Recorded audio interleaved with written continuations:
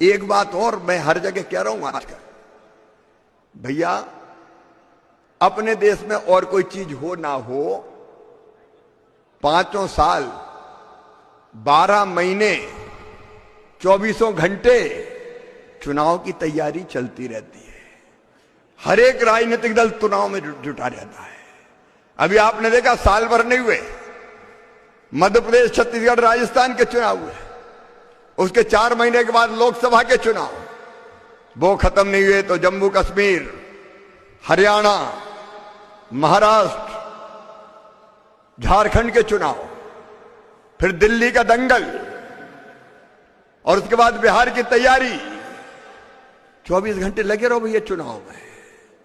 अब सारे नेता लगातार चुनाव की तैयारी में जीतना है, जीतना है, जीतना है, क्योंकि एक आदमी हार गए तो उनका जमीन ही खिसक गई, अब तो गए काम से। तो और कोई काम करे ना करे, चुनाव की तैयारी करते रहते हैं। और इस चुनाव की तैयारी में कितना पैसा खर्चा होता है भैया, आप कल्पना करके देखो। सारे काम ठप हो जाते हैं।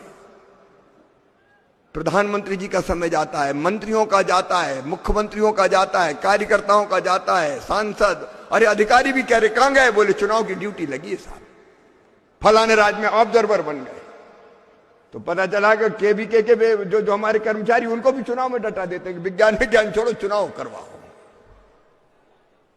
आचार संहिता लग जाती तो विकास के काम ठप, और चुनाव की घोषणा तो फिर वोट कैसे मिले, तो ये भी कर दो, ये भी कर दो, ये भी कर दो।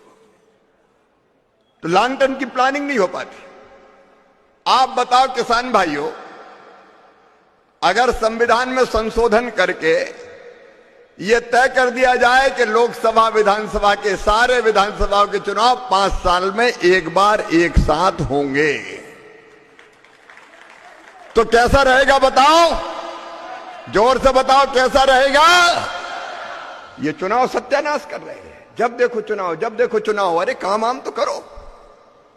और इसलिए आओ इस किसान मेले में हम संकल्प लें कि 5 साल में एक बार लोकसभा और विधानसभा के चुनाव एक साथ होना चाहिए, ताकि 4.5 साल तो कम से कम सरकारें ठीक से सेवा कर सके और नेता मंत्रीगण सब सेवा में जनता के लग सके।